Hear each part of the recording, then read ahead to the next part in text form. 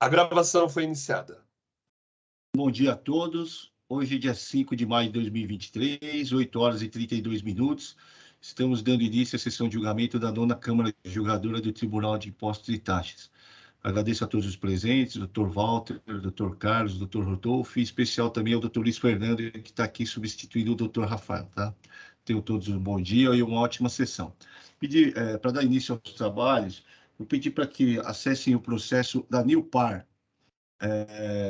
Dr. Luiz Henrique está presente para fazer sustentação oral. O processo é de minha relatoria. Eu vou passar. Dr. Luiz Henrique, me ouve? Só para abrir a câmera e o microfone. Bom dia, ouço sim. Bom dia, senhor presidente. Eu vou passar a leitura das acusações e aí eu já abro para a sustentação oral, tá? O AIM contém 7 acusações, tá? Deixa eu ultrapassar aqui um pouquinho. A autuada apresentou defesa, o AFR se manifestou nos termos da defesa, o julgador tributário, as folhas tais, manteve parcialmente o AIM, manteve integralmente os itens 2, 5, 6 e 7 e parcialmente os itens 1, 3 e 4, tá? Contra a decisão, a contribuinte apresentou recurso ordinário. A DRF, após promover diligência, manifestou-se em parecer de recurso de ofício pela manutenção das decisões promovidas pela primeira instância. O ilustre delegado tributário de julgamento deferiu o processamento dos apelos recursais. A 7ª Câmara Julgadora decidiu acolher a pretensão recursal de nulidade do julgamento de primeira instância em relação ao item 5. E determinou o retorno dos autos à primeira instância para complemento de julgado, somente em relação ao item 5. No retorno dos autos, consta a informação de que o item 6 foi recolhido e o item 7 foi objeto de apartamento, bem como complemento de decisão de primeira instância que manteve o item 5. As folhas tais, a contribuinte apresentou o complemento de recurso ordinário que trata do item 5, bem como requer a extinção dos itens 6 e 7 pelo pagamento. O ilustre delegado tributário julgamento deferiu o processamento do complemento do recurso ordinário, a DRF apresentou contrarrazões e complemento do recurso ordinário, tá? Então, o que está mais em discussão aqui é o item 5, tá? Até porque no item 1, 3 e 4 já houve, a DRF foi favorável às edições promovidas pela primeira instância, tá? Eu vou passar as acusações agora, só para contextualizar. O item 1 deixou de pagar ICMS decorrente de operações de saída de mercadorias tributadas omitida ao fisco, apurada por meio de levantamento fiscal, fundamento do artigo 509. O item 2 deixar de pagar ICMS por emissão de documentos fiscais referentes a operações tributadas com erro na aplicação de alíquota. O item 3 deixou de pagar ICMS por emissão de documentos fiscais referentes a operações tributadas relativas a operações tributadas consideradas como imposto que tivesse sido pago em operação anterior. O item 4 deixou de pagar ICMS-ST por emissão de documentos fiscais referentes a operações tributadas relativas a operações tributadas consideradas como imposto que já tivesse sido pago em operações anteriores. O item 5 recebeu mercadorias sem documentação fiscal. Foi apurado por meio de levantamento fiscal, com fundamento do artigo 509 do RICMES. O item 6 deixar de escriturar documentos fiscais relativos à entrada no estabelecimento, referente à entrada de mercadorias do estabelecimento. O item 7 escriturou documentos fiscais relativos à saída de mercadorias com a seguinte regularidade: as NFEs modelo 55 de saídas foram canceladas da base de dados da Cefaz, escrituradas como existentes ativas. Doutor Mansur, fica à vontade, são diversas acusações, se quiser extrapolar um pouquinho o tempo também fica à vontade, não tem problema nenhum, tá? Tá perfeito. Eu agradeço muito, senhor presidente, demais julgadores. Eu acho que talvez o mais importante seria, de fato, como já esclarecido agora no relatório, seria a gente discutir, talvez, expor um pouquinho sobre o item 2 romano, né, que é a infração relativa à documentação fiscal na entrega, remessa, transporte, recebimento e estocagem. Esse é o item que hoje é o mais relevante no auto de infração, dado que o item 1, ele de fato teve, em primeira instância, ele teve um julgamento em primeira instância, ele foi anulado. Então, eu gostaria de me ater ao item 2, até para não extrapolar tanto o tempo. E eu queria só contextualizar um pouquinho o que gerou essa autuação fiscal. Acho importante, não são argumentos de defesa, mas é apenas para contextualizar. A empresa Nilfar, ela é uma empresa que vende cosméticos. Ela compra no mercado, das indústrias, diretamente das grandes indústrias, ela compra produtos cosméticos, produtos de beleza, cremes, etc., protetor solar, e ela revende para outras grandes empresas, elas revendem para algumas farmácias, dessas redes de farmácias que existem aqui em São Paulo.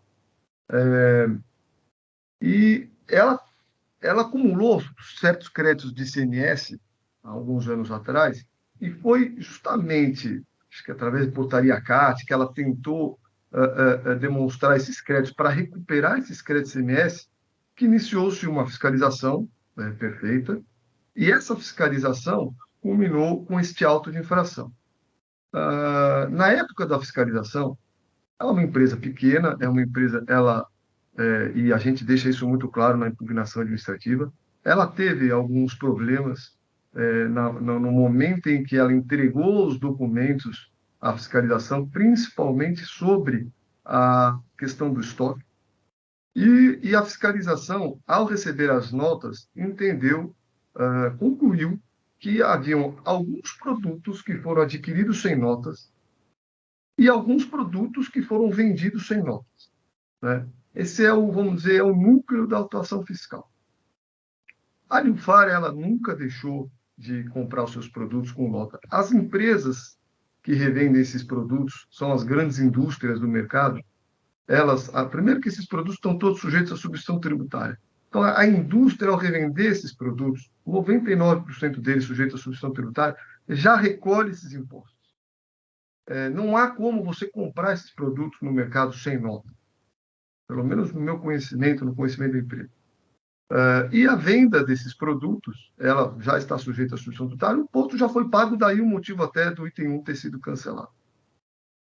O que aconteceu de fato em relação à confusão, talvez, durante a fiscalização, e aqui, com maior respeito à fiscalização, talvez se houvesse uma diligência, uma conversa, um esclarecimento que não é obrigatório, a gente sabe.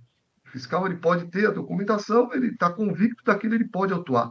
Mas se houvesse, talvez, uma troca de informações, no sentido de não estou encontrando notas, estou com suspeita de que você está adquirindo produtos sem notas, fatalmente a empresa teria explicado o que a gente coloca na defesa, e em relação a esse item 2.5, né? E talvez a autuação não tivesse acontecido. Eventuais falhas na entrega da documentação não justifica eventual falta de pagamento de imposto. A convicção do fiscal, ela pode ser tida com essa documentação. A gente faz uma petição extensa de folhas 2321 até 2337. É uma petição que até o momento, pelo nosso conhecimento, ela não foi apreciada, porque foi feita após a impugnação administrativa, mas é uma petição que esclarece muito bem esse ponto complexo dos códigos, e o que talvez tenha motivado a fiscalização a autuar a empresa por ausência de nota, por compra de mercadorias sem a devida nota fiscal. E o que acontece, eu vou tentar ser sutil e explicar rapidamente, é o seguinte: as indústrias, a Nilfar, ela comprou, por exemplo, determinados produtos, ela compra cotidianamente esses produtos. Ela comprou, por exemplo, um creme de filtro solar. Esse produto a indústria vende com código na nota. a nota fiscal vem com o código da indústria. A Nilfar, ela escritura isso com esse código. No mês seguinte, ela compra de novo o mesmo código. No mês seguinte, ela compra de novo. E o estoque dela vai aumentando. Dado o momento, ela comprou esse produto novamente. No sistema dela, ela, pelo nome, a gramatura, o peso do produto, ele entra naquele produto específico do estoque dela, só que ela não se atenta que na nota de compra, a indústria alterou esse código. E quando a indústria altera esse código, e ela não altera no seu estoque, ela, vamos dizer que ela comprou 30 produtos até então, nesse mês ela comprou mais 20, deu 50, ela está com 50 produtos no estoque dela. Mas como o código é outro, o fiscal ele se baseou no código da nota. E ele não encontra esses novos 20 produtos lá. Ele entende que é um outro produto. E ele, então, caracteriza como esses 20 produtos como entrada sem nota. Numa sustentação não fica complexo de explicar isso, mas a petição que eu mencionei, ela traz vários exemplos dessa situação. E com esses exemplos e com essa situação, a gente começa a entender que não houve compra sem nota. Houve uma atuação fiscal correta, diligente, foi uma atuação extensa, longa, mas se é que eu posso dizer, com todo respeito, talvez de forma unilateral, sem a conversa, sem esclarecimentos devidos, sem a devida oportunidade antes da autuação de que se esclarecesse, e não tem obrigação, como eu já disse, de esclarecer, mas que talvez esclarecido tivesse superado esta questão do código. A Nilfar é uma empresa pequena, ela não tem como, ela não fatura para ter uma autuação de praticamente 6 milhões de reais, ela não tem operação dessa natureza. Ela tem sobrevivido, porque o mercado não é fácil para esse ramo. De qualquer forma, esse é o ponto crucial, eu diria, de talvez demonstração de que não há qualquer compra de produto sem a devida nota fiscal. A gente, quando foi fazer a defesa desse auto de infração, a quantidade de páginas, de planilhas, etc., não foi fácil, mas conversando com a empresa, analisando a documentação fiscal, a gente chegou a esta conclusão. Este é um item que eu queria colocar, eu coloquei ele de forma inicial, porque acho que para dar um pouco de contexto do que surgiu a autuação fiscal, em que pé que nós estamos agora. Existe um outro item importante que eu queria passar rapidamente, seriam itens mais de natureza formal, que gerou uma certa confusão até processual. Primeiro julgamento do recurso ordinário, o então presidente e relator à época pediu que voltasse o julgamento para a primeira instância para justamente esclarecer eventual confusão nesse item, que é o seguinte: o item está capitulado como infração, de novo, eu estou me referindo ao item 2, o item 2, sim, infrações relativas à documentação fiscal, na entrega, remessa, transporte, recebimento e estocagem. Os outros itens, os senhores podem perceber, são itens que foram cancelados, em sua grande maioria, de cobrança de imposto. Deixou de pagar ICMS. Esse item está sendo capitulado, o enunciado dele é infração relativa à documentação fiscal. Ele não traz, pode até se concluir, por conclusão lógica, que o resultado desse item seria cobrar um imposto de ICMS. Mas ele não traz na sua capitulação a cobrança de imposto. Ele não fala, deixou de pagar imposto. Né? E mais do que isso, a empresa se defendeu como se estivesse tratando de ICMS e substituição tributária, porque é o único imposto a ela cabível. Ela não tem ICMS próprio nas suas operações. O fiscal, quando se manifestou, deu a entender também que estava se manifestando sobre a impugnação da empresa de ICMS e substituição tributária. O relator, presidente à época, pediu que voltasse porque gerou certa confusão de que ICMS estava sendo mencionado no auto de infração. E depois do novo julgamento, concluiu-se, só no novo julgamento, só em decisão, segunda decisão, de que o ICMS que está sendo discutido nesse item é o ICMS da indústria, é o ICMS próprio. Se é o ICMS próprio, entendeu que é o da indústria, porque a Nilfar não tem ICMS próprio. Ela só tem ICMS-ST nessa operação. Se é o ICMS da indústria, E isso, para nós, para a empresa, e talvez até para os jogadores, não estava claro. Eu não encontro aqui uma capitulação, uma fundamentação de que a New Fire está sendo cobrada como responsável solidário pelo ICMS das indústrias, na falta ou na compra, na aquisição suposta de materiais, de produtos sem a nota fiscal. Então, existe um vício grave de forma, de falta de capitulação, e o artigo 142 do CTN diz que o auto de infração, não à toa, ele tem que ter todos aqueles requisitos para justamente evitar que a empresa se defenda de algo e que não é isso que está sendo imputado a ela, né?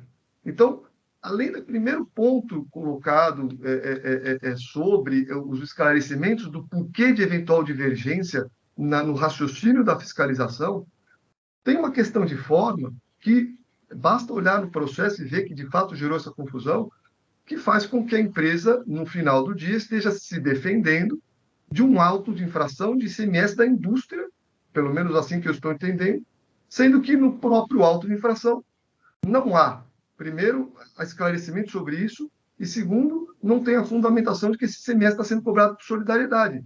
A luz, salvo engano, do artigo do regulamento do ICMS, o artigo 11 do regulamento do ICMS, traz as formas solidárias, né, de responsabilização solidária, e não tem isso no auto de infração. Talvez se tivesse, para falar, opa, eu já sei do que estão me autuando aqui, eu vou me defender sobre esse ponto. Não está na capitulação, não está em nenhum momento isso no auto de infração. E isso é causa de nulidade. Inclusive, tem jurisprudência dessa casa do Tribunal de Impostos e Taxas na mesma linha, jurisprudência DRTC, processo 408690, 6 dígito 4, que trata da necessidade de indicação legal do auto de infração de fundamentação para a cobrança do ICMS próprio do substituto tributário. Então, esses dois pontos que eu coloquei aqui, tem um terceiro ponto, de fato, que está, em termos de valores menos relevantes, mas em termos de defesa super relevante, sobre uma eventual dúvida do pagamento dos itens 6 e dos itens 7. O escritório tem, aqui só um comentário, dependendo do valor, o escritório tem por prática pagar, quando a empresa vai pagar determinados tributos, determinados itens do auto de infração, e o valor é baixo, o escritório paga e depois ele reembolsa com a empresa. Eu estou dizendo isso para dizer o seguinte: o escritório pessoalmente pagou o item 6 e o item 7. Tá? Tem comprovantes. Eu vi, salvo engano, agora em contra-razões ao recurso que não ficou comprovado. Está comprovado no processo. O valor é baixo, passa, se não me engano, 2, 3 mil reais, mas está pago. Está pago, está lá comprovado. Então, acho que esses 3 pontos seriam os mais importantes, principalmente o primeiro e o segundo, em relação ao item 2.5 do auto de infração, no sentido de que a empresa ela não vende, não compra mercadoria sem nota. Obviamente que não basta a minha palavra, nem a palavra da empresa, tem que ficar demonstrado no processo. A confusão com os códigos, em resumo, de compra das mercadorias, e você não consegue chegar para a indústria, como tem até na manifestação, salvo engano, em algum momento do Brasil, olha, nós não temos culpa do código, quem tem que zelar pelo código é o contribuinte e tal. Você não consegue chegar numa grande indústria, numa Johnson & Johnson, numa dessas grandes indústrias, e falar assim, seu código do mês passado está diferente desse. Ele vende para milhares de empresas como a Newfar, do sistema dele altera o código e você vai pedir qualquer coisa para ele, ele não vai te respeitar, não vai te ouvir. Você que tem que zelar por isso. E talvez essa tenha sido a única falha da empresa, de não ter se atentado a essa diferenciação de código, gerando esse auto de infração milionário. Além das questões que eu coloquei de vício de forma, que para mim são graves e que afetam o direito à defesa, o cerceamento de defesa. Tem jurisprudência do Tribunal de Impostos e Taxas nessa linha, sobre a cobrança do ICMS próprio, por solidariedade, sem qualquer menção disso no auto de infração. Esses seriam os comentários sucintos que eu teria desse auto de infração que a gente tem discutido aqui, desse processo administrativo, e eu agradeço pela atenção, espero ter sido claro. Obrigado, doutor Luiz. Como eu já havia adiantado, a discussão central ia percorrer sobre o item 5, né? Item 2.5, tá? Então, vou passar direto à leitura do voto. O voto também já estava disponível. A partir do item 9. Trata-se de recurso de ofício e ordinário interpostos contra a decisão proferida pela Unidade de Julgamento de São Paulo, que manteve parcialmente o OIM. Como mencionado no relatório, foram mantidos integralmente os itens 2, 5, 6 e 7, e parcialmente os itens 1, 3 e 4. Itens 6 e 7. Inicialmente, destaco que, com relação aos itens 6 e 7, a contribuinte na defesa, as folhas tais, informou que ele ia promover o recolhimento. Vejamos. Transcrevo o item 4 da defesa, em que se aborda justamente o pagamento, que a contribuinte vai proceder ao pagamento dos itens 6 e 7. No curso do contencioso, a DRF promoveu diligência para a certificação dos recolhimentos. O núcleo fiscal de cobrança informou que o valor recolhido foi suficiente para quitar integralmente os itens 6, mas não o item 7. A contribuinte do complemento do recurso ordinário, as folhas tais, requer a extinção da cobrança dos itens, tendo em vista o recolhimento. Sobre os itens 6 e 7, esclareço que não compete a este órgão de julgamento deliberar sobre a questão. O contencioso administrativo se inicia com a interposição da defesa. No caso, a defesa foi interposta, foi parcial, conforme trecho da defesa acima transcrito. Sendo assim, a legislação prevê expressamente que o valor não recolhido será escrito diretamente em dívida ativa. É o que dispõe o artigo 33 e 35 da Lei 3457. Vejamos. O artigo 33 fala da apresentação da defesa e o artigo 35 também fala lavrado o auto de infração, terão início na forma estabelecida os procedimentos da cobrança administrativa, né? E aí aborda a questão da defesa parcial no parágrafo 3º, tá? Continuo no meu voto. Assim, considerando que a defesa foi parcial, não compete a este órgão de julgamento deliberar acerca da extinção dos itens 6 e 7 do recurso de ofício. A decisão de primeira instância manteve parcialmente os itens 1, 3 e 4. A DRF, antes de elaborar o parecer de recurso de ofício, promoveu diligência ao FR, para que o AFR se manifestasse conclusivamente sobre as reduções. O AFR, no cumprimento da diligência, concordou com a redução promovida pelo julgador tributário. Vejamos. Transcrevo as razões do AFR dispostas às folhas 2.419 e continuo no meu voto. Considerando a manifestação do AFR, a DRF, em parecer de recurso de ofício, manifestou-se pela manutenção das decisões das reduções promovidas pela primeira instância. Infere-se, portanto, que não há controvérsia acerca das reduções promovidas nos itens 1, 3 e 4, pelo ilustre julgador tributário, de tal sorte com êxito do recurso de ofício e no mérito nego-lhe provimento. Recurso ordinário. As razões do recurso ordinário estão dispostas em duas peças, folhas 2.360 a 2.412 e 2.509 a 2.529. Isto porque no julgamento pela colenda 7ª Câmara Julgadora, decidiu-se pelo retorno dos autos à primeira instância para complemento do item 5. Assim, as folhas 2.509/2.529, o recurso ordinário complementar abrange o item 5. A preliminar de nulidade da decisão de primeira instância, trazidas as folhas 2.365 a 2.368, resta superada, tendo em vista que a 7ª Câmara Julgadora determinou o retorno dos autos à primeira instância para complemento do julgado, a fim de sanar a omissão. Após a preliminar, as razões recursais se concentram especificamente as folhas 2.368 a 2.381 ao item 5. Por esta razão, passa a análise dos argumentos relacionados ao item 5, bem como as razões complementares trazidas no recurso ordinário, interposto após o complemento do voto da primeira instância. A acusação do item 5 é de recebimento do período de 2014 e 2015 de mercadorias sem documentação fiscal, sendo que os valores foram apurados por meio de fichas de levantamento específico.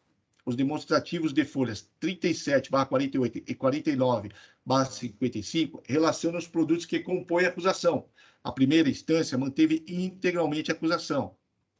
Nas razões recursais, argumenta-se que a autuada deveria ser notificada nos termos do artigo 267, inciso 2, a linha B do RICBS, pois, segundo a recorrente, abre aspas, é crucial e inegável o entendimento de que se está julgando neste auto de infração a existência ou não de pagamento de ICMS-ST, e não de qualquer outro imposto estadual, razão pela qual não se pode presumir que houve suposta falta de recolhimento do ICMS-ST, não sendo, portanto, legítimo se aplicar o artigo 509-A, parágrafo 2º do RICMS, na medida em que o próprio RICMS indica outro dispositivo específico para guiar os novos fiscais que, quando fiscalizar as operações sujeitas ao ICMS-ST, que é justamente o artigo 267.2b do dito regulamento que dispõe justamente que, fecha aspas. Continuo o meu voto. Sem razão, o imposto exigido no item 5 é de ICMS de operação própria. Os demonstrativos de folhas 37/55 informam que o ICMS exigido foi de 18% sobre o valor das mercadorias recebidas, sem documentação fiscal. No item 5, não se está exigindo o ICMS das operações subsequentes de saída, pois o levantamento em relação ao item 5 apurou diferença de entrada e não de saída. Portanto, inaplicável a notificação prévia da linha B do inciso 2 do artigo 267 do RICMS. A decisão proferida no julgamento do AIM 4087954 pela 10ª Câmara Julgadora não guarda pertinência com este julgado, pois narra a situação fática diversa. Ademais, a decisão proferida em 29/12/2017, citada pelo recursal, foi anulada pela egrégia Câmara Superior em 9/7/2020. E no retorno dos autos à sede ordinária, decidiu-se em 16/4/21, no mérito pela manutenção da acusação. E procede o argumento de que o imposto não poderia ser exigido na acusação. O parágrafo 1º do artigo 85 da Lei 6374/89 prevê especialmente que a aplicação da penalidade deve ser feita sem prejuízo da exigência do imposto. Considerando que a acusação exige a cobrança do imposto, resta afastada a incidência do limite da multa disposta no 527b do RICMS. A multa de 30% aplicada sobre o valor da operação e não sobre o valor do imposto está correta, pois a multa da linha C do inciso 3 do artigo 85 da Lei 6374/89 prevê expressamente que a multa será aplicada sobre o valor da mercadoria. Vejamos. Transcrevo o artigo 85, inciso 3, a linha C, e continuo no voto. A informação de que a acusação tem relação à falta cometida por funcionário da autuada não tem relevância ao julgamento, visto que eventuais desvios de condutas de funcionários não têm o condão de eximir a responsabilidade tributária. O argumento de inexistência de vantagem fiscal junto ao erário do Estado em relação aos tributos federais não impede a lavratura do AIM, pois a conduta infracional não depende da comprovação de dano ao erário. No complemento do recurso ordinário, alega-se que o ICMS não poderia ser exigido por solidariedade nos termos do artigo 11 do RICMS. Sem razão, o imposto não está sendo exigido por solidariedade. Na capitulação da multa, consta expressamente o parágrafo 1º do artigo 85 da Lei 6374, que dá suporte à exigência do imposto. Vejamos. Transcrevo a capitulação da multa e continuo no voto. As decisões proferidas nos julgamentos do AIM 4086-906, dígito 4, 4019-942, dígito 3, não guardam similitude fática com este julgado, pois, nesse caso, a acusação tem origem em levantamento fiscal. Já nos julgados, as acusações têm origem na declaração de inidoneidade do remetente das mercadorias. Assim, exigiu-se o ICMS da operação própria por solidariedade, dada a constatação posterior de irregularidade do remetente das mercadorias. Sobre os argumentos do descumprimento da portaria CAT 115/2014, o ilustre juiz Augusto Toscano esclarece que, abre aspas, não há na cidade da portaria CAT 115/2014 qualquer disposição expressa no sentido de que o referendo da Comissão de Controle de Qualidade deva se constituir em peça integrante do auto de infração, fecha aspas. O controle de qualidade não faz parte dos requisitos de validade da AIM. O controle é procedimento interno. Portanto, não há necessidade de se instruir o AIM com o referido controle. Destaco que a decisão de primeira instância informa que houve análise da Comissão de Controle da Qualidade por meio do expediente GDOC número 1000184, dígito 5339095/2019. Vejamos, transcrevo a decisão de primeira instância em que se cita o expediente que se encontra materializado o controle de qualidade. Continuo o meu voto. Nesse passo, considerando que não existe obrigatoriedade de se instruir a ANM com o procedimento previsto da portaria CAT 115/2014 e que a informação de que o controle de qualidade foi efetivado por meio de expediente afasta as razões recursais. Quanto ao argumento da ilegalidade do procedimento adotado pela fiscalização, entendo que não existe ilegalidade no procedimento. Não há necessidade, antes da lavratura do AIM, de prévia intimação da autuada para esclarecimento. A lavratura do AIM tem como base informações que constam nos livros da autuada, ou seja, a base de dados que compõe a acusação foi alimentada e declarada pela autuada. Não há norma legal que impõe ao AFR prévia intimação do contribuinte para manifestação antes da lavratura da IM. A legislação permite o exercício do contraditório em ampla defesa em sede administrativa, mas somente após a lavratura da IM.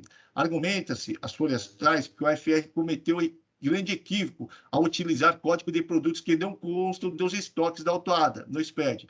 A recorrente argumenta que o código utilizado pela fiscalização difere do adotado na SPED. Por esta razão, a fiscalização considerou o estoque inicial zerado, quando, na verdade, a quantidade das mercadorias se encontrava lançada em outro código. A decisão de primeira instância afastou argumentos sob entendimento de que a legislação impõe a utilização de código único e que as alterações devem ser informadas no arquivo digital, sendo que, no caso dos autos, não há informação da alteração de código. Vejamos. Diz o julgador tributário. Apesar de se verificar plausível o argumento elencado pelo impugnante sobre a utilização de código de produtos dos fornecedores, reforça-se que tal alegação e as provas juntadas devem ter sido trazidas em defesa. Ainda nota-se que foram apresentados 2 exemplos, sendo que são diversos produtos que foram corretamente considerados no levantamento fiscal. Assim, tal fato não seria suficiente para eivar de nulidade total o lançamento. Sobre a desconsideração das variações simbólicas, cabe destacar a prescrição trazida no anexo 1 do ato COTEP número 9 de 2008. Manual de Orientação do Layout da Escrituração Fiscal Digital, EFD, na seção dedicada aos códigos de operações e lançamentos, o qual consta, item 2.4.2.2, tabela de identificação. A identificação do item, produto, serviço, deverá receber o mesmo código em qualquer documento lançado, efetuado ou arquivo informado. Só vou ler no item, na linha A, o item que está grifado, tá? Em caso de alteração de codificação, deverão ser informados os códigos e a descrição anteriores e as datas de validade inicial e final. Item D. A discriminação do item deve indicar precisamente o mesmo, sendo vedadas discriminações diferentes para o mesmo item ou discriminações genéricas. Continua o julgador no voto. Observa-se que é necessário utilizar um único código para o mesmo produto, sendo que as alterações devem ser informadas no arquivo digital. Logo, apesar de próximos, os códigos utilizados pelo contribuinte para fins de escrituração são considerados como produtos distintos, dado que não há notícia da ocorrência da alteração. Além disso, as discriminações dos produtos são diferentes. Um é genérico e outro é específico, sendo que é de responsabilidade do contribuinte a informação correta dos códigos / descrições. Logo, não haveria vício total no lançamento, como relatada pela defendente. Fecha aspas. Continuo no meu voto. A decisão recorrida está correta e deve ser mantida. Não há como acolher a tese recursal. O AFR utilizou os dados que constam nas notas fiscais. A legislação impõe que o registro do código deve ser o mesmo e deve ser informada as alterações. No caso, a recorrente no apelo recursal não informa as razões pelas quais adotou códigos diferentes para as mesmas mercadorias, nem faz prova por meio de notas fiscais anteriores de que houve mudança, ou seja, não há como afirmar que se trata da mesma mercadoria. Cito exemplo trazido das folhas 2.393. A recorrente alega que, abre aspas, tal fato ocorreu também com outros diversos códigos, tal como o código 308.80.33 e 1308.80.33, conforme descrição abaixo. Ao analisar o exemplo, identifico que o XML da NFE informa que o produto é o Neostrata Sol Unhas, lote número tal, e o código é 130.88.033. Segundo a recorrente, esse produto seria o mesmo contabilizado no código 308.80.33. No entanto, verifico que a descrição trazida para este código, as folhas 2.393, Neuceuticals, solução para unhas, 7 ml, base de cálculo ST anterior, número tal, lote tal. Vê-se que a diferença não recai somente no código. A descrição trazida na FE também difere da que consta na FD. Nesse caso, não há como conciliar as informações que constam na MFE com a FD. Ademais, como já mencionado, a recorrente não justifica a razão pela qual não adota o mesmo código que consta na NFE. Portanto, não há dúvida ao acerto do trabalho fiscal, razão pela qual não se pode acolher a tese ventilada da interpretação mais benéfica dos termos do artigo 112 do CTN. Assim, a conclusão do julgamento de primeira instância está correta, pois, abre aspas, observa-se que é necessário utilizar um código para o mesmo produto, sendo que as alterações devem ser informadas no arquivo digital. Logo, apesar de próximos, os códigos utilizados pelo contribuinte para fins de escrituração são considerados como produtos distintos, dado que não há notícia de ocorrência de alterações. Além disso, as discriminações dos produtos são diferentes, um é genérico e outro é específico, sendo que é de responsabilidade do contribuinte a informação correta dos códigos / descrições. Logo, não haveria vício total do lançamento, como relata o defendente. Fecha aspas. Continuo no meu voto. O crédito é direito do contribuinte e não cabe ao fisco impor a sua compensação por meio de recomposição da escrita fiscal, com lançamento de entradas que foram apuradas por meio do levantamento fiscal. É de competência da contribuinte a composição da escrita fiscal. Por outro lado, o fisco tem competência legal para lavrar o AIM. Acentuo que o tema já é conhecido no âmbito desse tribunal e tem entendimento considerado nesse sentido. Transcrevo parte voto do ilustre juiz Fernando de Moraes Salaberry, proferido nos autos de RT 6.337/98, e utilizo como fundamento e razão de decidir.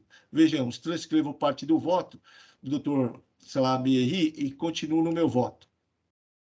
Assim, não há ofensa ao princípio da não cumulatividade, pois não cabe ao fisco impor a compensação das entradas não escrituradas. Com relação ao item 5, as folhas tais alegam que a multa de 35% do valor da operação é confiscatória. A alegação de confiscatoriedade da multa não pode ser acolhida.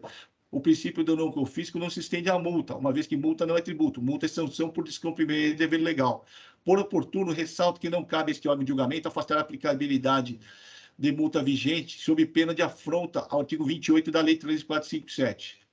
Mantenho a atualização do valor básico da multa, tendo em vista que a matéria encontra-se pacificada no âmbito desse tribunal por meio da súmula 13/2018.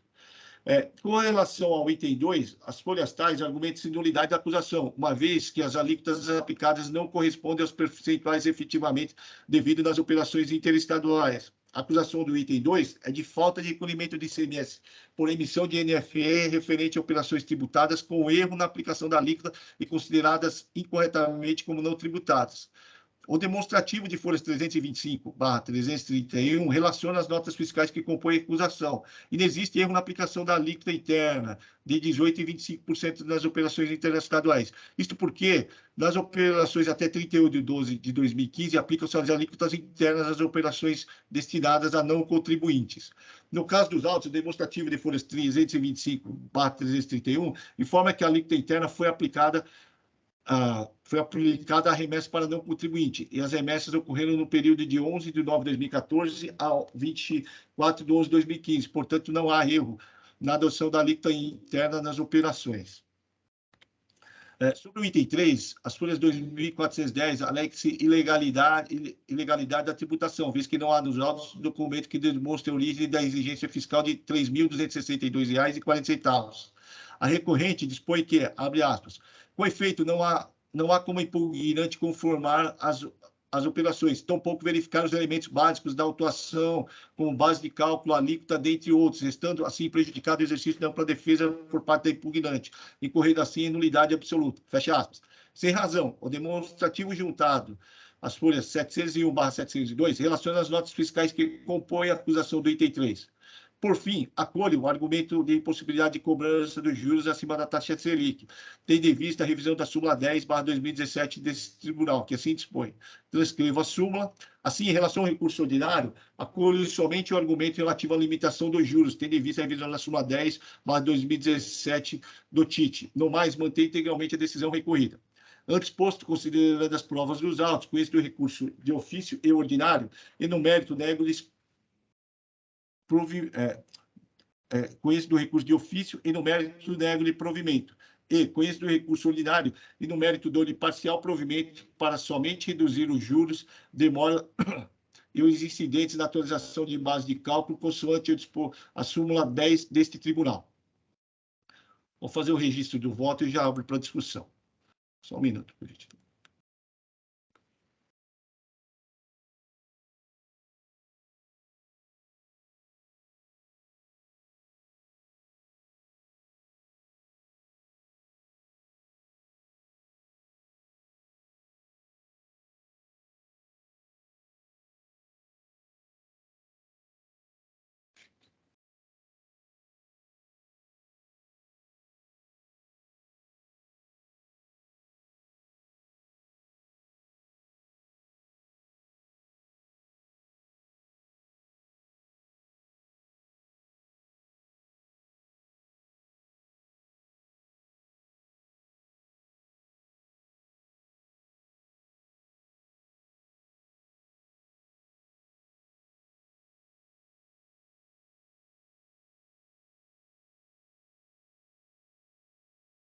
Isso aí aqui.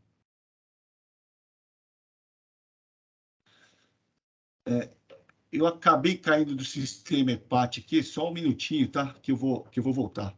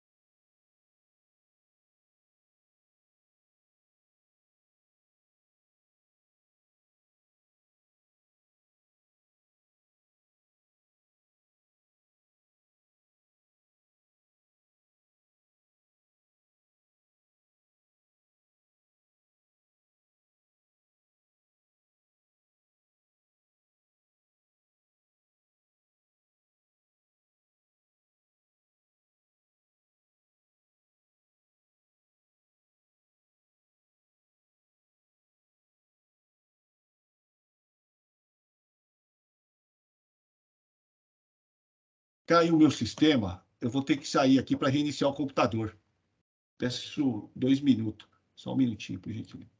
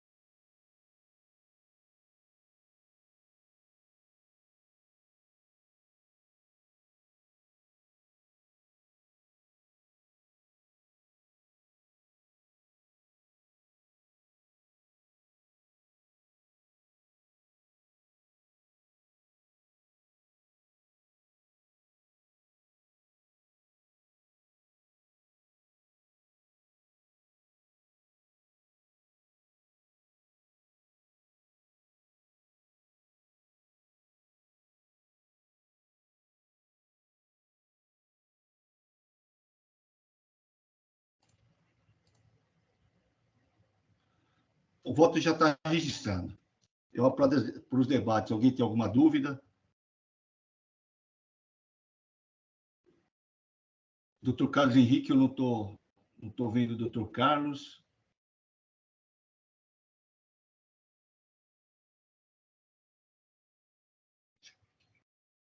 Voltei aqui, presidente. Também tive um probleminha, voltei. Tá bom, pensei que tinha se ausentado. Tem alguma dúvida a respeito do processo? O doutor Luiz está para tirar também eventuais esclarecimentos de fato. Ok. Bom dia, doutor Silvio. Ficou bastante claro aqui o voto. Tá, joia, então. Vou encerrar os debates e passar ao julgamento.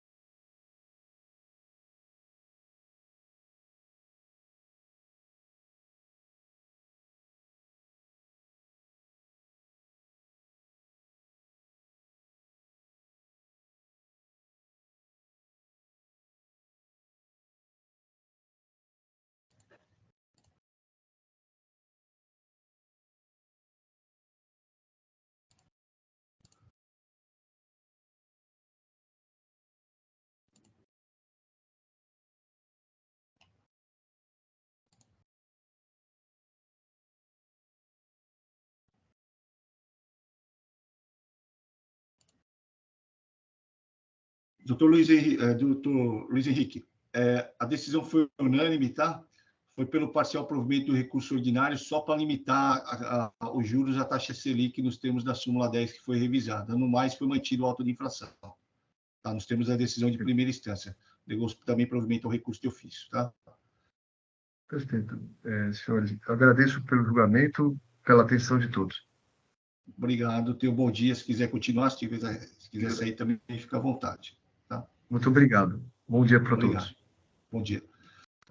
Passar o julgamento do AIM 4.148.845, Suzano. O doutor Tiago está presente para fazer sustentação oral. O doutor Carlos Henrique é o relator. Peço para que o doutor Carlos Henrique... Doutor Tiago está presente agora? Deixa eu ver aqui. Sim. Tá. Okay. Doutor Carlos Henrique pode falar sobre a acusação e logo em seguida pode abrir para o doutor Tiago fazer sustentação oral. Ok, presidente. Muito obrigado.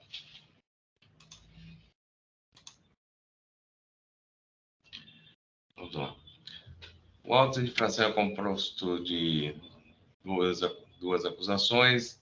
A primeira emitiu nos meses de novembro de 2018 a dezembro de 2019, abril a outubro de 2020 e de maio a setembro de 2021 e de fevereiro de 2022, notas fiscais eletrônicas, valor de tanto, referentes na saída de mercadorias relacionadas na planilha denominada demonstrativa, considerando a declaração falsa quanto ao estabelecimento do destino.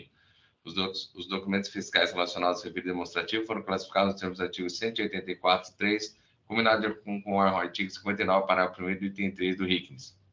Item 2. A suposta destinatária Smart Graphic Editora Eireli teve sua inscrição estadual cassada a partir de 22 de 5 de 2018, em razão da comprovação de prática de atos ilícitos com a repercussão do âmbito tributário. O ato de cassação foi publicado em 30 de 4 de 21, processo tal. As notas fiscais desclassificadas abrigavam operações com papéis supostamente destinados à impressão de livro, jornal ou periódico, que, caso não houvesse desvio de finalidade, estariam sujeitos à imunidade tributária estabelecida pela Constituição Federal, seu artigo 150, inciso 6, a linha D, com classificação dos documentos fiscais por declaração por falsa quanto ao estabelecimento de destino. O imposto foi devido e foi calculado por meio de aplicação de alíquota de 18% sobre o valor das operações. De acordo, houve a inconformada, a recorrente apresentou defesa, o órgão em manifestação rebateu as alegações, se posicionando pela manutenção da infração. A decisão de primeira instância julgou procedente totalmente o auto de infração. A recorrente apresentou recurso de ofício, revisando os argumentos na sua própria defesa. A representação fiscal, em suas contrarrazões, apresentou suas contrarrazões e recurso original, propugnando pelo não provimento de recurso de ofício, recurso ordinário, e vieram conclusões. Esse é o relatório, presidente.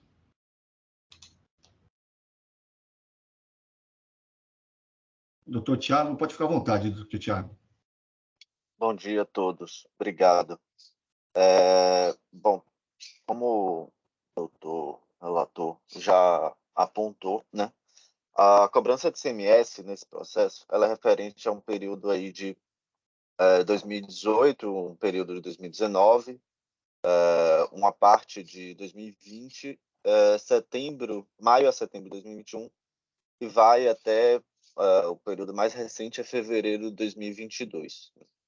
E cobra-se aí um ICMS num montante de aproximadamente 1.300.000.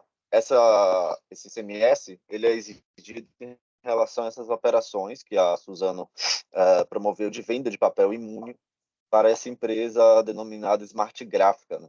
Smart Gráfica Editora Eireli. E essa empresa ela teve a inscrição declarada nula, inscrição estadual, num ato que foi publicado em abril de 2022, portanto, posteriormente aos fatos tratados, né? Posteriormente às operações realizadas. E aí, com a declaração de nulidade da inscrição estadual dessa empresa, os documentos fiscais, né, que respaldavam as operações, eles foram desclassificados sob a alegação de que haveria uma suposta declaração falsa quanto ao estabelecimento de destino. Isso ensejou a cobrança do ICMS contra a Suzano. Mas, para compreender aqui, né, adequadamente por que essa cobrança, né, por que a Suzano defende que essa cobrança é ilegítima, o primeiro ponto que precisa ser destacado é que a Suzano foi vítima de um esquema criminoso, né, orquestrado aí por pessoas que se utilizavam de empresas autorizadas a adquirir papel imune para, posteriormente, a compra, desviá-lo para terceiros. Então, o trabalho de fiscalização se inicia a partir do depoimento de um partícipe dessa estrutura criminosa, e esse depoimento descreve o modus operandi do esquema de desvio de finalidade dos papéis. A organização ela se utilizava de algumas empresas habilitadas a adquirir papel imune para comprá-los de fornecedores idôneos, como a Suzano, e fornecedores absolutamente alheios ao ilícito que era praticado por esse grupo, né? E nesse contexto, a Suzano, né, enquanto uma das maiores fabricantes de papel do país, ela foi escolhida, evidentemente sem qualquer conhecimento, né, das pretensões dos adquirentes, para vender papel imune que seria posteriormente desviado por esse grupo criminoso. Então, é natural que os indivíduos envolvidos, né, nesse esquema criminoso mantivessem contato com funcionários do setor comercial da Suzano, e isso foi feito em determinadas ocasiões de forma completamente habitual para a prática comercial, né? Eles negociavam quantidades, qualidades, preços, alinhavam formas de prazo de entrega, enfim. E o fiscal, quando ele acessa os fragmentos, né, de mensagens e e-mails que eram trocados entre os vendedores ali da Suzano e esses indivíduos, ele concluiu de uma maneira que a gente entende que é manifestamente equivocada, que a Suzano teria conhecimento no desvio de finalidade desses papéis imunes e teria uma participação ativa no esquema fraudulento. Então, a gente aqui vai sintetizar algumas razões pelas quais essa acusação é improcedente. Primeiramente, inexiste qualquer indício de conluio ou de conhecimento da prática criminosa pela Suzano. Em todo o relatório fiscal, não há qualquer prova de que a Suzano conheceria as intenções dos adquirentes desses papéis imunes. Não é possível ter qualquer certeza, analisando o relatório fiscal, analisando as provas que foram trazidas pelo autuante, que qualquer dos funcionários da Suzano estava ciente do desvio de finalidade. Que a gente tem, ao longo do relatório fiscal, diversos prints, né, de comunicações que, entretanto, não provam nada não provam participação da Suzano dos seus funcionários em qualquer ilícito. A gente, até é importante destacar, nesses prints, né, de comunicações que são apresentadas, a gente tem duas situações, basicamente. Ou é entre funcionários da Suzano e os representantes dessas empresas habilitadas a comprar papel imune para negociar questões relativas à venda, estritamente em relação a aspectos da venda comum, ou são prints entre os indivíduos dessas organização criminosa, tratando de aspectos desse crime que era praticado por eles. E nessas comunicações, quando é esse o caso, nenhuma das comunicações tem participação de qualquer funcionário da Suzano. Ou seja, em nenhum trecho de nenhuma comunicação apresentada há qualquer diálogo entre funcionários da Suzano e esses indivíduos na organização criminosa abordando algum elemento que minimamente seja ilícito ou indício de ilicitude. O que a gente tem, portanto, no relatório fiscal, além de ser uma construção inadequada de presunção de má-fé, a gente tem a elaboração de um roteiro que chega a ser calunioso contra a empresa e contra os funcionários.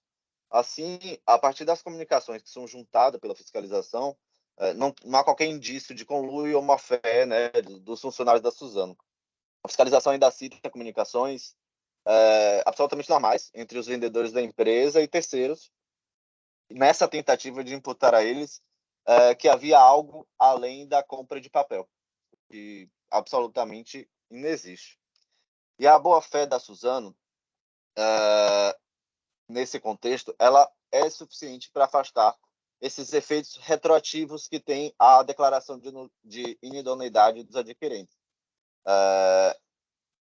Por todo o contexto, assim, não resta dúvida de que a Suzano não tinha qualquer conhecimento desse esquema fraudulento, desvio de destinação de papel imune, que era adquirido dela, e a boa-fé dela se torna manifesta e é comprovada pelos documentos que são trazidos tanto pela fiscalização quanto pela Suzano em sua defesa.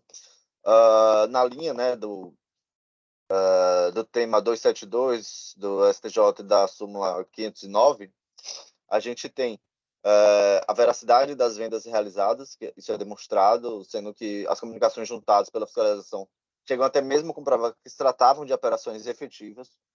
A Suzano verificou a regularidade das empresas, né? Todas as notas fiscais fazem referência ao RECOP, ao número de RECOP dessas empresas, sem esse número não teria a venda do papel imune. Houve pagamento de transporte das mercadorias, e de modo que assim, qualquer desvio que foi feito de destinação dos papéis imunes foi feito em momento posterior à venda pela Suzano. A Suzano entregou os produtos nos endereços que eram indicados nas notas fiscais, que eram endereços que estavam habilitados a receber papel imune. Então, assim, tendo em vista, né, a ocorrência das vendas, a efetiva venda, a boa-fé da Suzano, a gente não tem como falar em declaração falsa na nota fiscal.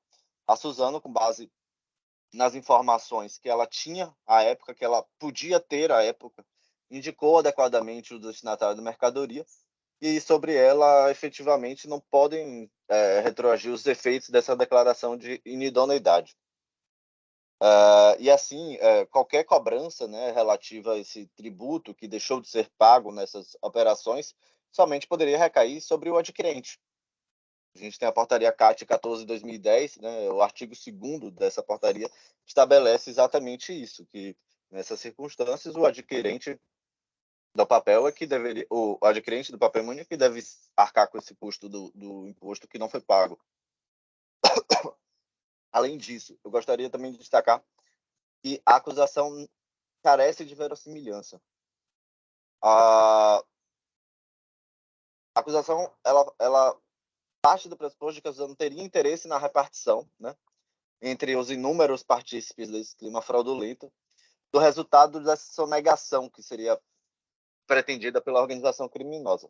No entanto, essa acusação é absolutamente verossímil por algumas razões. Ela ignora alguns fatos que tornam incontrovérsia a inocência da companhia. Comprovadamente, a Suzano atua em conjunto com a Receita Federal no enfrentamento de fraudes na venda de papel imune, isso foi demonstrado nos autos. A Suzano não tem qualquer vantagem na venda de papel imune ao invés de papel comercial. a Suzano gera em receitas líquidas e devolve à sociedade em forma de tributos e investimentos sociais bilhões de reais. Não tem, completamente, não é factível achar que a Suzano teria qualquer interesse econômico nesse tipo de esquema. Então, essas colocações, elas são importantes, além de tudo que foi exposto na defesa, para se entender que a narrativa que é construída pela fiscalização, ela não se sustenta em qualquer demonstração concreta de suas conclusões e não tem verossimilhança. E aí, por fim, título subsidiário, caso não sejam reconhecidos os argumentos acima, né, que apontados anteriormente, para a desconstituição integral do lançamento, é certo que a ilegitimidade da multa fixada, por algumas razões. Primeiro, é preciso aqui aplicar o limitador do artigo 85A, né, da Lei 6.374, pois não houve comprovação de dolo, fraude, simulação. A multa é confiscatória, muito superior ao tributo, né, que é supostamente devido. E, além disso, houve cobrança de multa sobre a base de cálculo aumentada por juros. O reconhecimento desses limites à multa aplicada é imperativo, né, para que se mantenha aí a razoabilidade da cobrança, caso não seja desconstituído integralmente o lançamento pelas razões que foram apresentadas na defesa, apresentadas no recurso. Fundamentalmente, são esses os pontos que eu queria destacar. Fico à disposição para qualquer esclarecimento e aguardo o voto dos senhores. Obrigado, doutor Tiago. O voto do doutor Carlos também já estava disponível. Fica à vontade, doutor Carlos. Obrigado, presidente. Obrigado, doutor Tiago, pela objetividade da sustentação.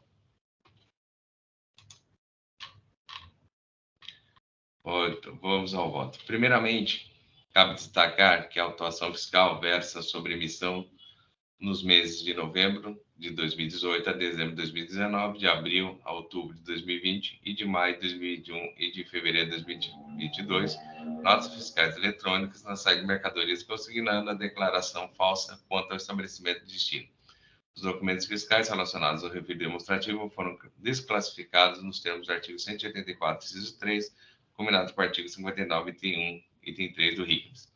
As notas fiscais desclassificadas são relativamente às operações com papéis supostamente destinados à impressão de livro, jornal ou periódicos. Caso não houvesse desvio de finalidade, estariam sujeitos à imunidade tributária estabelecida pela Constituição Federal em seu artigo 150, inciso 6, alínea D.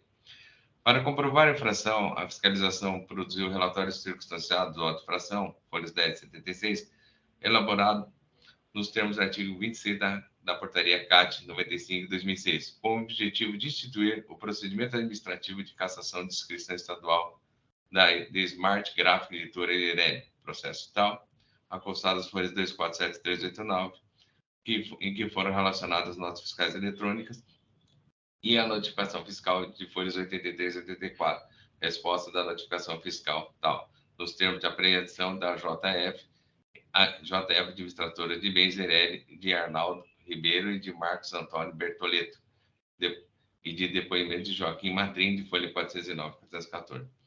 Em relação ao único erro de digitação no relatório circunstanciado, onde constou que a declaração de idoneidade do suposto fornecedor teria sido publicada em 2021 e não em 2022, não causa nenhum prejuízo recorrente em relação à sua defesa e tampouco nenhum reflexo à apuração da infração e do imposto devido.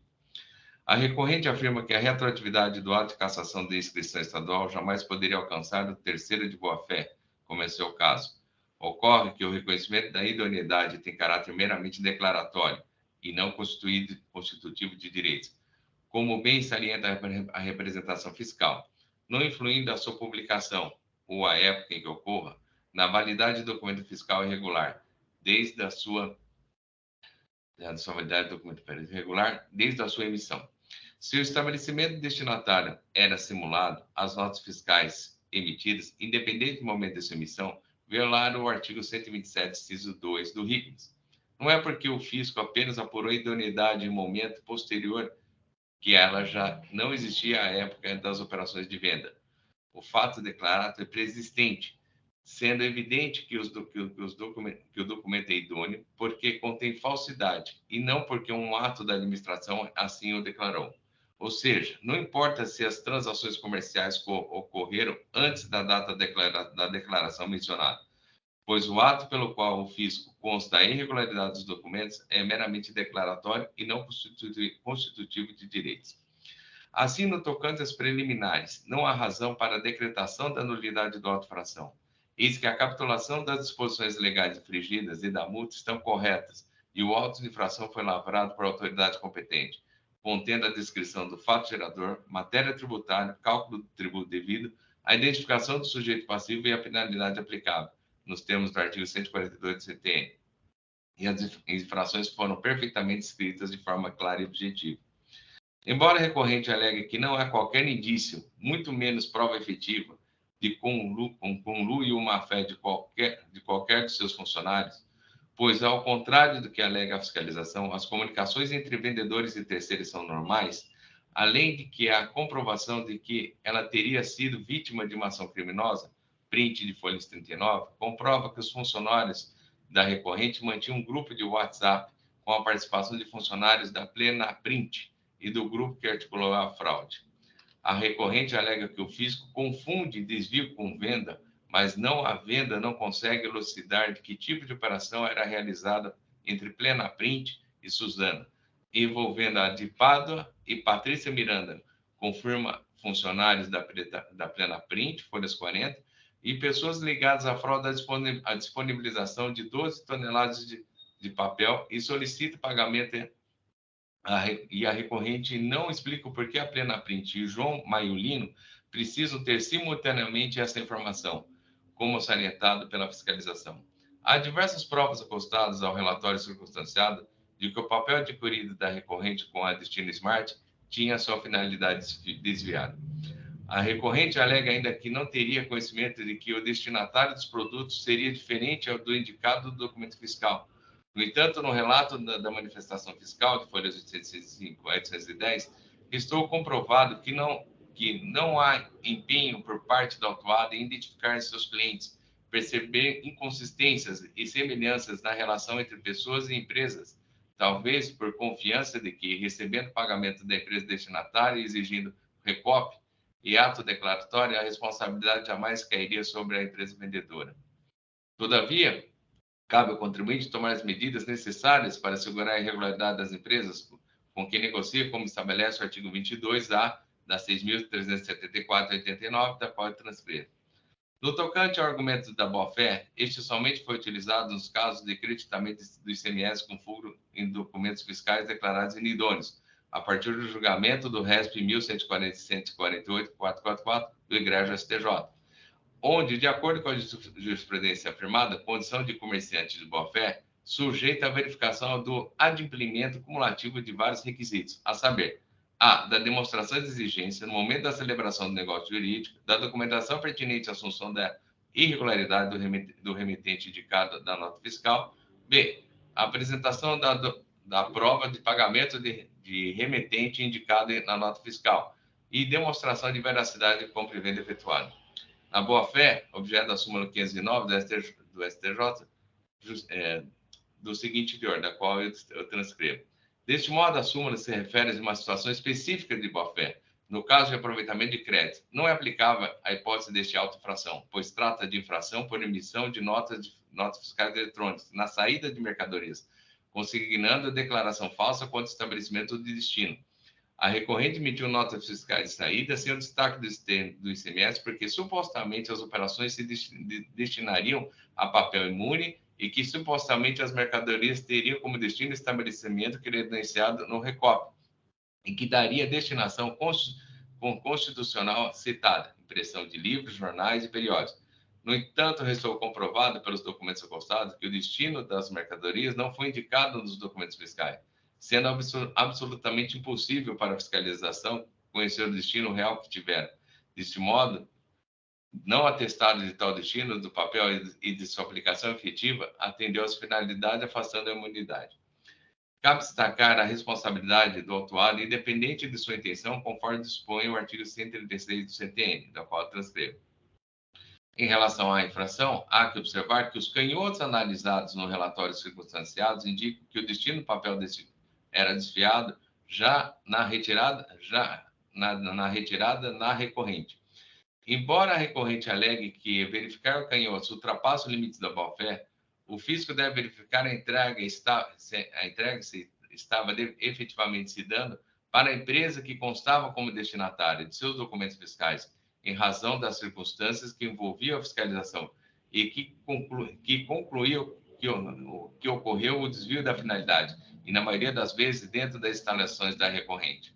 Sem falar nos casos comprovados por mensagem postada no relatório, em que as mercadorias eram entregues na plena print, mas em que as notas indicavam a Smart como destinatária. No tocante à multa, a recorrente argumenta a fiscalização e infração teria praticado com dolo, fraude e simulação, razão pela qual o limite do artigo 85A seria inaplicável. Entretanto, isto não procede, pois demonstrou em suas razões que jamais praticou qualquer tipo de fraude ou simulação ou agiu com dolo em qualquer situação.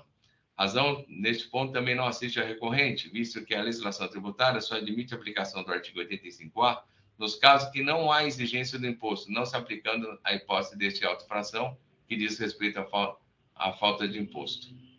No tocante à alegação de violação ao princípio do não confisco em relação às multas aplicadas, cabe observar que não merece guarida, pois a competência do julgamento desse tribunal administrativo é restrita ao cumprimento do ordenamento legal, não podendo discutir a inconstitucionalidade de lei válida, vigente e eficaz, conforme dispõe o artigo 28 da 3.457 de 2009.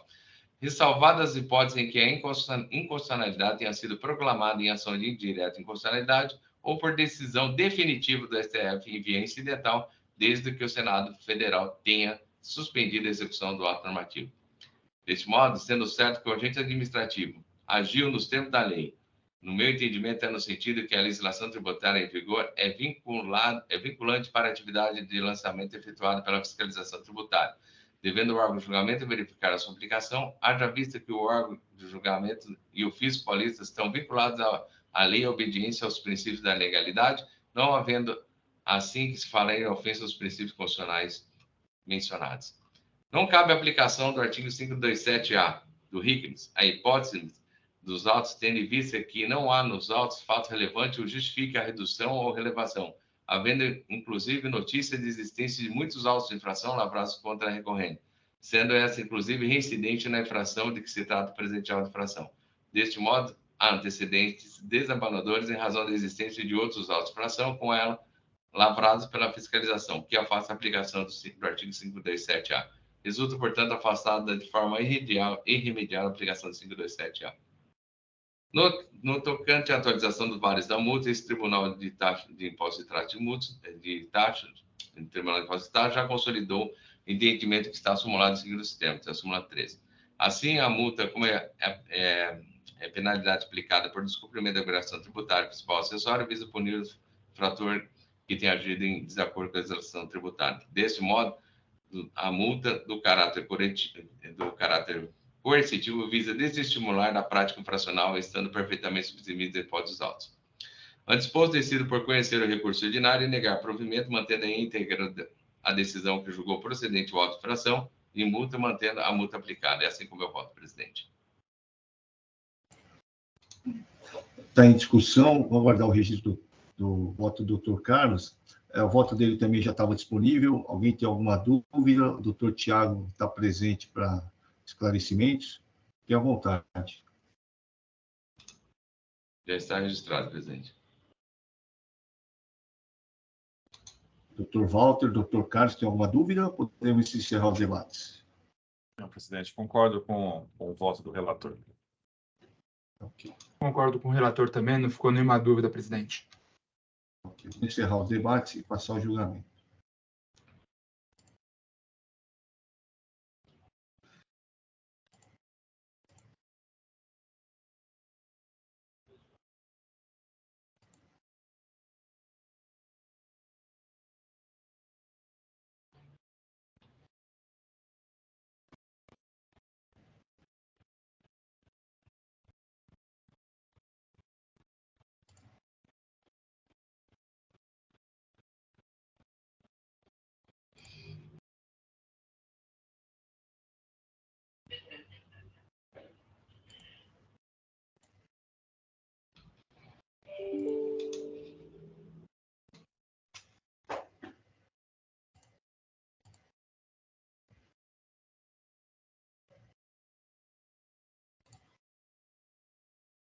Doutor Tiago, está encerrada a votação, decisão unânime pelo não provimento do recurso de ordinário nos termos do voto do doutor Carlos, do relator doutor Carlos.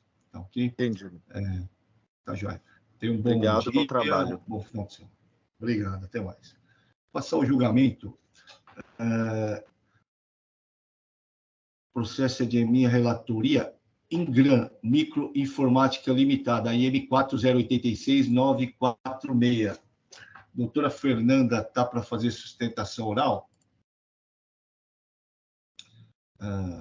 Vou passar aqui, vou adiantar o meu voto.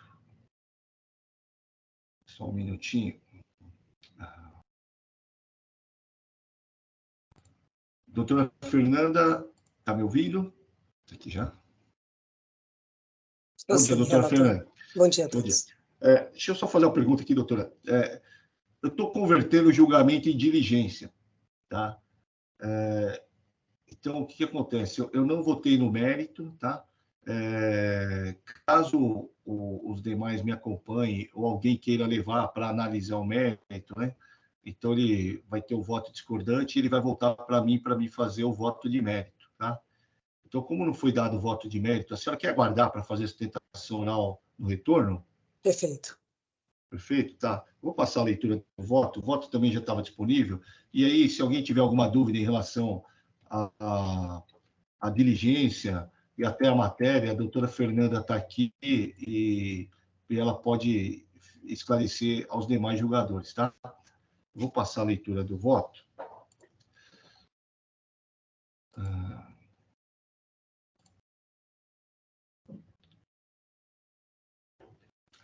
É uma acusação só, tá? De crédito indevido. Vamos lá. Voto. Vou ultrapassar a leitura já vou ultrapassar a leitura do relatório também e vou a partir do item 8, tá? O AIM descreve a acusação de crédito indevido de ICMS nas GIAs, no campo outros créditos, a título de artigo 269 e 270 do RICMES e artigo 7º, inciso 2 da portaria CAT 17, ressarcimento de substituição tributária por estabelecimento de contribuinte substituído, e artigo 271 do RICMES, crédito relativo à operação própria do substituto e operação interestadual promovida pelo contribuinte substituído, em valores superiores ao que teria direito, conforme estabelece os artigos 269, inciso 4 e 271 do RICMES. Para contextualizar os fatos, explica a contribuinte no recurso ordinário que, diz a contribuinte no recurso ordinário, no exercício regular de suas atividades, a recorrente adquire mercadorias em operações interestaduais sujeitas ao regime de substituição tributária, hipótese na qual é responsável pelo recolhimento antecipado do ICMS nos termos do artigo 426-A do RICMES. No período de janeiro de 2010 a dezembro de 2012, a recorrente realizou revendas interestaduais para órgãos da administração pública direta e indireta, empresas públicas e sociedade de economia mistas, clientes não contribuintes do ICMS, cujos preços eram pré-definidos em razão de resultado de certame licitatório. Todavia, a despeito dessas mercadorias, objeto de revenda, já terem o ICMS recolhido sob o regime de substituição tributária, a recorrente equivocadamente realizou novo destaque do ICMS quando da emissão da nota fiscal de venda, o que resultou no recolhimento indevido de R$ 3.113.764,99. Considerando que houve destaque e reinício da tributação de ICMS decorrente da operação de revenda interestadual, a recorrente, de forma equivocada, igualmente procedeu ao ressarcimento de ICMS-ST nos termos do artigo 269 e 270 do RICMES e ao aproveitamento do crédito na monta de R$ 2.653.746,63, nos termos do artigo 271 do RICMES. Contudo, de acordo com a legislação vigente à época dos fatos, as operações interestaduais para não contribuintes, para fins de recolhimento de imposto, recebiam tratamento análogo ao conferido às saídas internas, ou seja, a recorrente não deveria ter iniciado a tributação do ICMS na revenda interestadual, bem como não deveria ter pleiteado o ressarcimento do ICMS-T. Tendo identificado a adoção do procedimento equivocado, a recorrente visou todas as operações destinadas a não contribuintes. Em 15 de 4 de 2014, apresentou denúncia espontânea perante esta Secretaria da Fazenda, informando o ocorrido, bem como a adoção de procedimento abaixo para a regularização das operações por meio de guias de apuração do ICMS, substituídas apresentadas. Item 1. Correção mensal dos créditos devidamente apropriados sob a rúbrica do artigo 269, 270 e 271 do RICMES, mediante recomposição dos valores apropriados de outros créditos, totalizando o valor de R$ 2.653.746,63 e estorno mensal dos débitos indevidamente lançados mediante o registro dos créditos correspondentes com fundamento do artigo 63 do RICMES, totalizando o valor de R$ 3.113.764,99.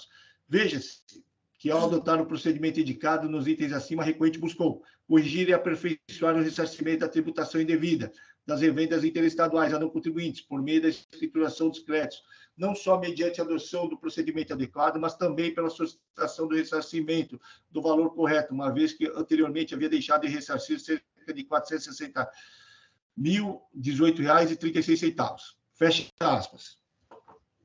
O relatório circunstanciado de folha 5/6 descreve os passos em relação à denúncia espontânea, que, após verificações, a contribuinte foi notificada a regularizar 2 itens. No entanto, somente o item foi regularizado. Sendo assim, foi lavrado a auto de infração. Vejamos. Perdão. Se alguém estava dormindo, acordou, tá? Então, eu transcrevo parte do relatório circunstanciado e que contém 2 determinações, tá? E somente uma determinação é que foi considerada na apresentação de novas guias substituídas, tá? O item 2 não foi considerado. Aí eu continuo no meu voto. Contextualizada a acusação, entendo que, antes de analisar as razões recursais, o julgamento deve ser convertido em diligência para esclarecimento relacionados aos fatos. Explico. Consta nos autos que a autuada, antes da lavratura do auto de infração, do AIM, promoveu denúncia espontânea e que, no curso da denúncia espontânea, a fiscalização fez 2 exigências, sendo que apenas uma foi atendida e outra foi objeto da lavratura do AIM. No apelo recursal, a recorrente alega nulidade da decisão recorrida por fundamentação e premissa equivocada, pois, segundo a recorrente, o artigo 63 do RICMES não teria pertinência na acusação. Ao analisar os autos, constato que o demonstrativo 1, juntado às folhas 8, relaciona os valores que compõem a acusação. O total do crédito devido no demonstrativo 1 parte do valor informado na GIA, aceita e processada. Deste valor é subtraído o valor do crédito admitido, e a diferença foi considerada como crédito indevido.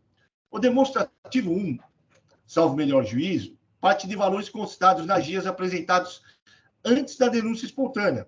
A discussão sobre o procedimento da portaria CAT 83 de 91 se apresenta no curso da denúncia espontânea, em que a contribuinte da GIA substitutiva promove lançamentos de estornos mensais para compensar o destaque de ICMS, indevido de ICMS das notas fiscais de saída, em total afronta ao procedimento descrito na portaria CAT 83 de 91.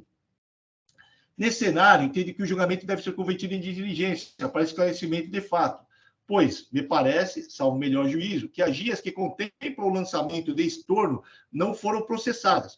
Portanto, não haveria ofensa ao artigo 63 do RICMES, bem como afronta ao procedimento descrito na portaria CAT 83/91. Assim, propõe a conversão de julgamento em diligência para que o AFR se manifeste no seguinte sentido. 1. Se a acusação partiu dos valores informados nas guias transmitidas antes da denúncia espontânea. 2. Caso positivo no item 1, se a autuada nas guias originais promoveu os estornos dos valores de ICMS destacado indevidamente, ou se houve outro tratamento para anular os efeitos dos valores destacados indevidamente das saídas interestaduais em afronta ao procedimento descrito na portaria CAT 83/91. Após a DRF e a contribuinte para a manifestação, antes posto, converte o julgamento de diligência ao FR nos termos acima. Só vou fazer o registro do voto e eu já...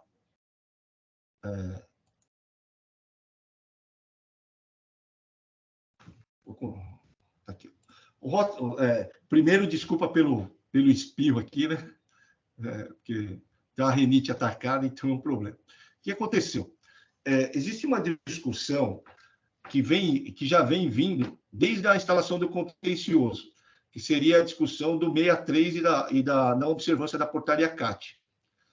Só que a contribuinte, ela fala que essa discussão é alheia aos autos. Por quê?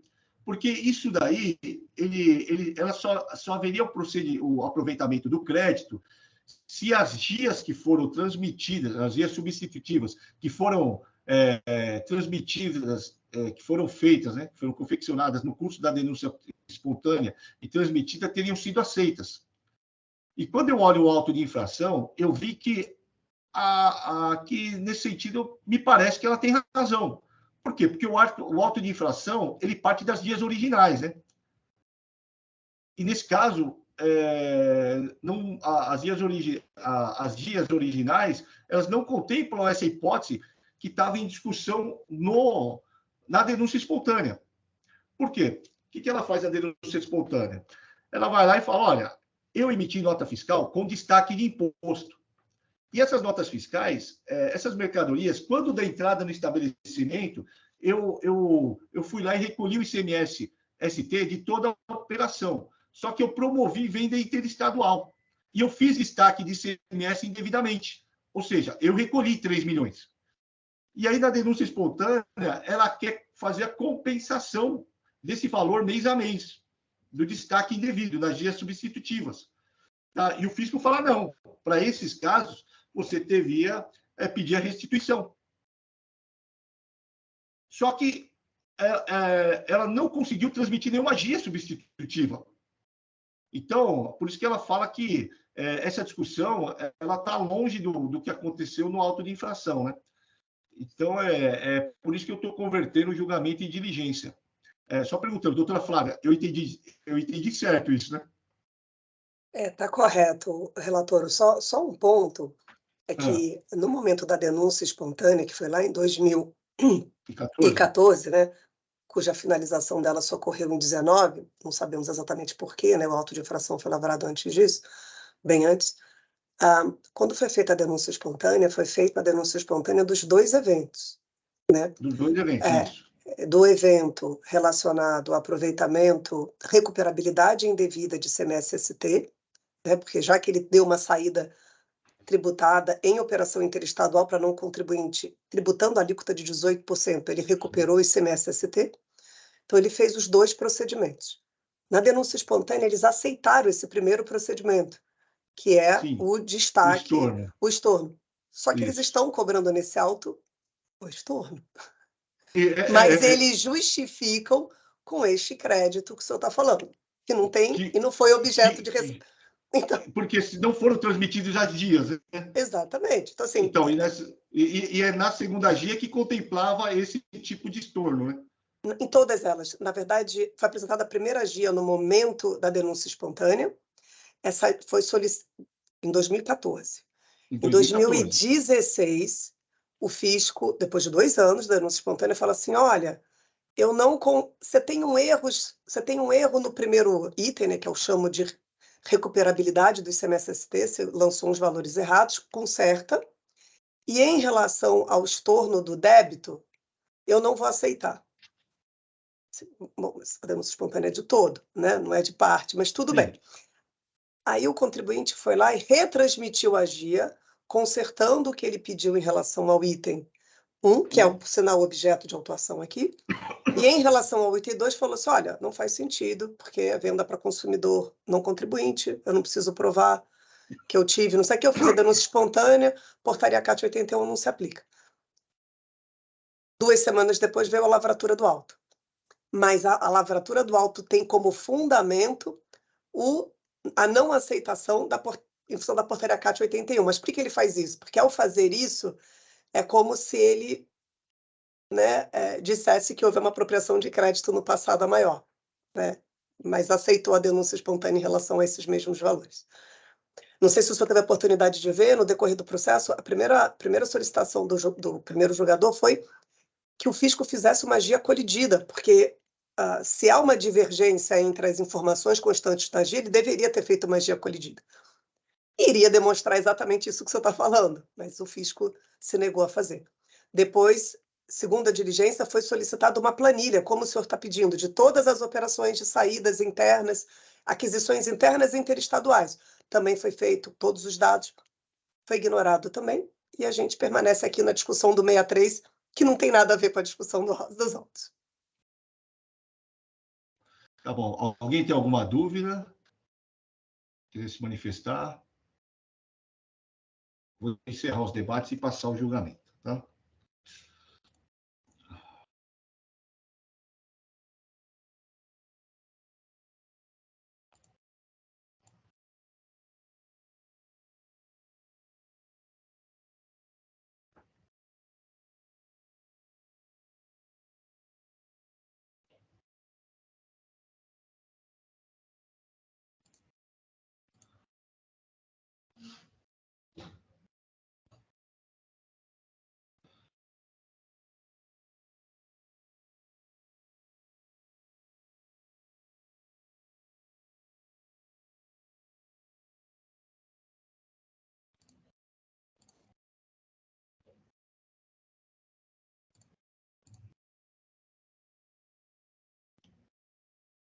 Doutora Fernanda, então o julgamento foi convertido em diligência e no retorno, se conseguir voltar nesse mandato, aí eu volto aqui e talvez eu marque uma sustentação oral para a senhora falar primeiro e aí eu marco para a gente já definir o voto, tá bom? Perfeito. Obrigada a todos. Bom dia. Obrigado. Bom julgamento. Dia. Obrigado. Até mais. Passar o último voto da sessão. O voto é de minha relatoria. A M4007-274, Arbor, Comércio de Papéis Limitada. Julgamento também, eu estou convertendo o julgamento em diligência. O voto já estava disponível. Vou passar a leitura dele a partir do item 7, tá?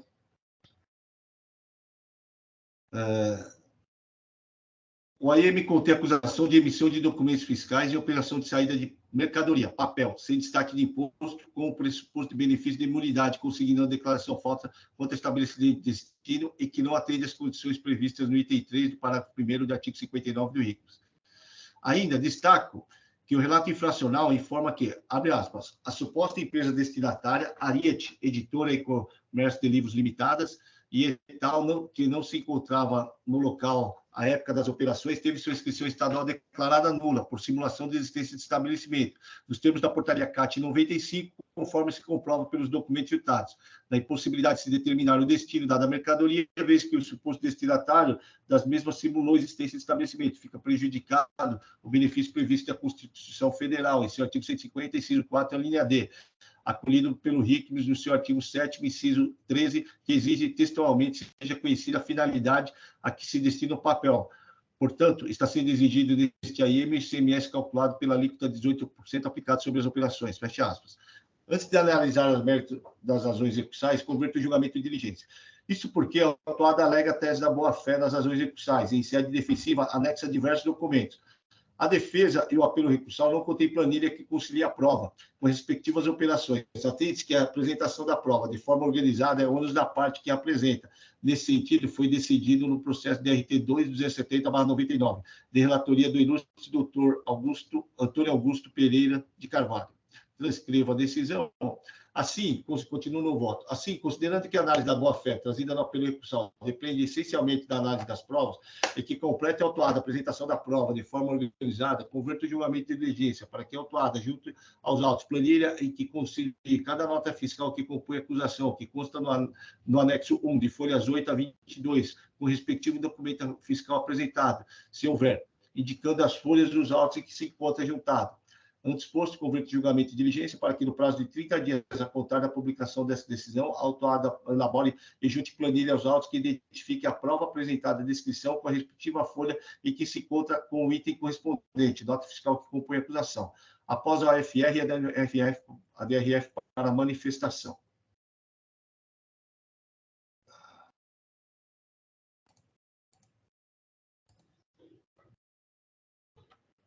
Está em discussão, o voto já estava disponível. Alguém tem alguma dúvida? Nenhuma dúvida. Vou encerrar os debates e passar o julgamento.